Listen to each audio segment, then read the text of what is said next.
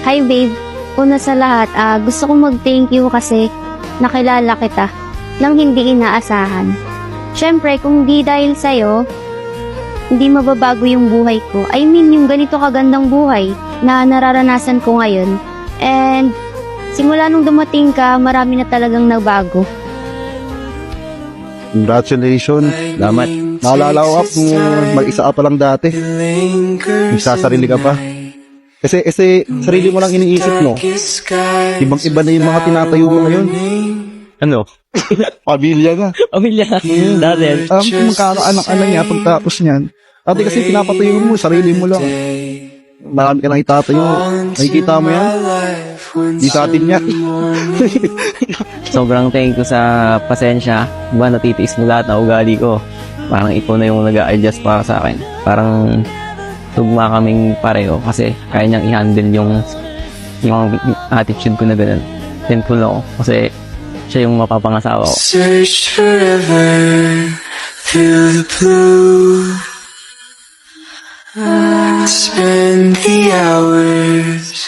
Dahil dito ay iiwan ng lalaki ang kanyang aba at ina at makikisama sa kanyang asawa at ang dalawa ay magiging isang lamang. Nag-Omi TV kasi ako noon, wala akong magawa.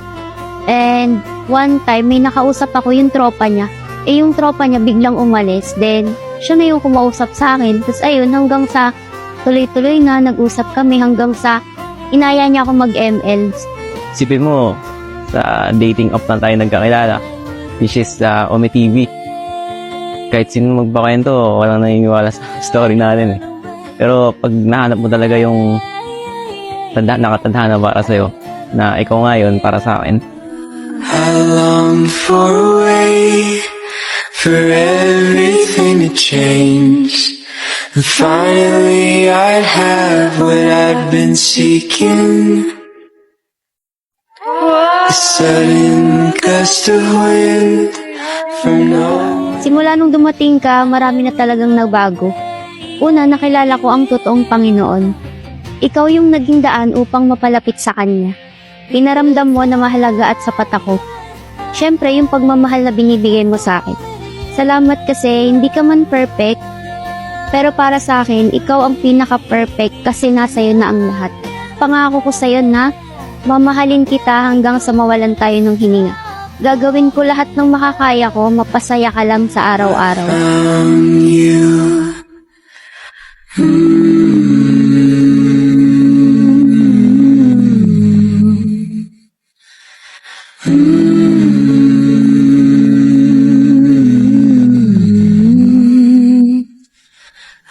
Babe, eto na, ikakasal na tayo.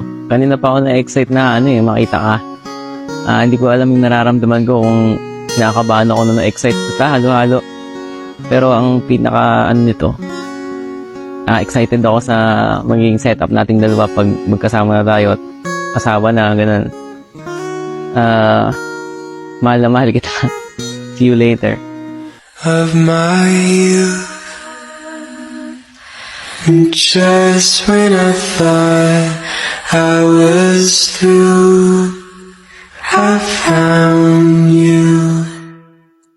Grabe guys, napaparigilan na ako ng mga kalaban dito. Hindi ko na alam yung gagawin ko. Bale, 4 nga pala silang dumalaw. Iniisip ko, ito na ba ang aking pagpanaw? Wala pa naman akong pre-kill. Paano ako makakatakas nito? Nang mapansin kong susugod na yung saber, iniwan ko na lang kaysa ako pa yung mapaslang. Pero guys, nakonsensya rin naman ako. Kahit ganito yung buhay ko, tutulungan ko pa rin kayo. Tignan nyo, ang natira na lang sa HP ko ay piso. Akala ko nga guys, umuwi na yung Nubari ay patipi-tipi pa ako. Nandyan pa pala siya, kaya yung skills niya muntikan pa sa akin tumama. Kung yan ay umabot, sigurado ako ay malungkot. Ayaw talaga nila akong pauwiin dyan guys. Tignan nyo, nag-ulti pa. Ngunit nakauwi pa rin ako ng payapa. Matapos nun, napagdesisyonan ko ng libutin ang buong mapa. Pero habang kinikiri ko tong minions, bigla ba naman nag-shadow sa akin yung Habayusa? Hindi naman ako kinabahan kasi dumikit sa akin ng aking mga kasamahan. Sabi ko, sige, okay lang ako, kayo na ang bahala dyan. Subalit napahamak sila ng akin silang iniiwan. Ako pala ang kailangan sa digmaan, kaya naman akin silang binalikan. Inubos nila ang aking kakampi, kaya aking binawian. O diba, naka-double kill pa ang bida. Kaso nga lang guys, may malaki akong pagkakamaling nagawa. Akala ko ko kasi naglo-lord na sila, mali ang aking pangunawa. Sakto naman sa core nila tumama kaya ginaw ko na. Ang nangyari tuloy, napunit ako at bigla na lang nawala. Nagkaroon tuloy ng lakas ng loob yung mga kalaban upang lusubin ang aking mga kasama. Tingnan nyo guys, mauubos yung mga kakampi ko dyan. Alam na kasi ng mga kalaban na wala na ako eh. Kumbaga ako yung kinakatakutan nila na parang tigre. Nako po, may lord pa naman, sigurado sa pagdedep kami na naman ay mahihirapan. Medyo nakaramdam ako ng kaba, lalo na nang ang lord ay kanilang makuha. Tamang dep na naman kami nito, buti na lang walang mga kalaban na nagpunta. Sa bagay, medyo nag-aalangan din sila, baka kasi sa pagkikrill sila ay aking isama. Kilala nyo naman ako guys, kapag ako ay napuno, talagang hindi inaatrasan ng kahit na sino. Muli na naman nga silang nag-clash dito, kaya nagpakalawa agad ako ng sibat, bahala na kung saan tumama. Nabawasan ko sila ng isa nang hindi nila nakikita. Tapos ang pinakamatindi pa dyan, naikutan ko sila. Kaso nga lang guys, ang nakaharap ko dito ay si Eliter. Grabe, sobrang sakit, parang naghahagis ng Tupperware. Kaya ko naman sana, pero ako ay umatras na muna. Pag napitas kasi ako, panigurado ang kakampi ko ay kawawa. Habang nagpapalit pa nga ako dito ng item guys, bigla na namang lumitaw tong isang to. Buti kanyo, hindi ako patulero, kaya pinaubaya ko na lang sa mga kakampi ko. Sa ginawa kong yon, kulang na sila ng isa. Kaya sabi ko sa kanila, tara lord na tayo. Pero bago yon, syempre nagpalit na ako dito ng imo. Alam ko na kasing ako yung uunahin ng mga to. Sinabayan ko na rin ang pagiging arelto at agresibo. Ayan o, 3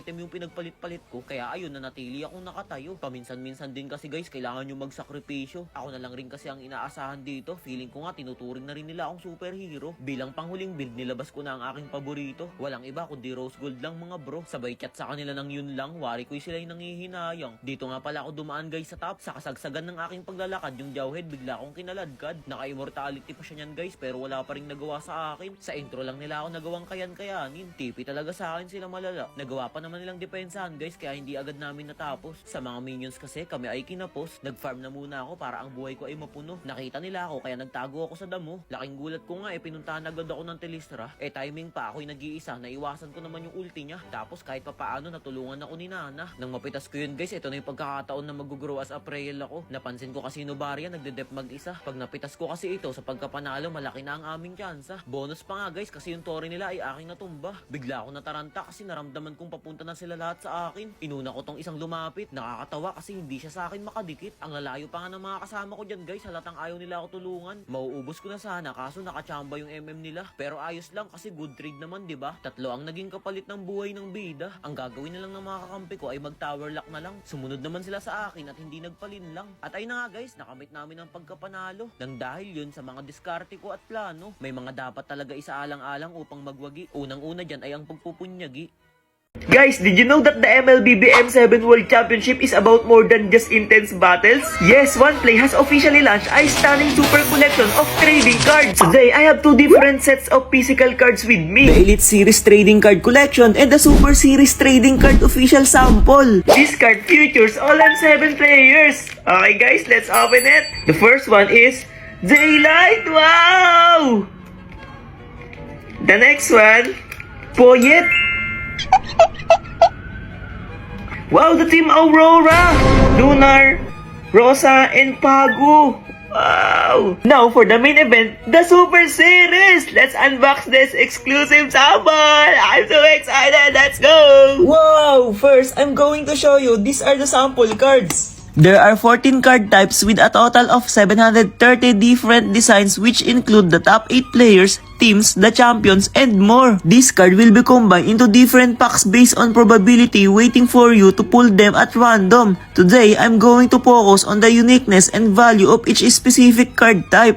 Below, you'll see the 14 cards types divided into B, A, S, SP, and so on. Here we go! The first look at the M7 Super Series! Wow! Look at the shimmer! The production value is on another level! To give you a clear look at the collection, I've sorted them into 4 distinct rarity tiers. B, A, S, and SP. Just look at the diversity across these sets. Each series tells a different story of the M7 journey. Take a look at these samples. This is SP cards. There are no signatures yet because we will be going to the venue to have the champion sign them in person. Isn't that exciting? Next, let's look at the level S cards. The with team card features the official logos of each team representing their core visual elements. We have also the materials card showcases each team's jersey designs based on the card face. You can actually feel the jersey material right there on the card. Next, let's look at the A-level cards. This category represent the teams themselves. For many fans, support isn't just about a single match, but the collective spirit of the entire team. These cards serve as the identity tags for the teams at the M7 World Championship. The puzzle card, a highly engaging category. A single card might look like just a fragment, but once you collect them all, they form a complete team panorama. And the last one is the slogan card. Features the starting players from the 16 teams paired with their official team slogans. This series captures the starting lineup of all 16 participating teams, presenting them alongside their battle cries. Each card is a concentrated expression of a team's spirit and belief. Now, let's look at the B-level cards. First is the players card. This category records individual highlights moment of the players. You'll see their most iconic heroes and classic plays. Each card represents a player's signature moment on the M7 stage. Next is the logo card. This category full includes the team logos of every participating team in the M7 main event. It represents more than just a single match. It is the official identity of every team on the M7 stage. You can collect, trade, and even exchange them for limited edition merchandise. Since every card is unique and every serial number is the only one of its kind in the world, the collection value is absolutely through the roof. Do you want to own this world premier M7 Super Series trading card collection as well? Tell me in the comments which card you want to collect the most, and I might have some giveaways for you. For more details, make sure to follow at OnePlay Official. The S-Series pre-sale starts on January 26, and don't forget you can also visit oneplay.com to make a purchase. Don't miss out. Once they're gone, they're gone. Go get yours now. Good luck to everyone!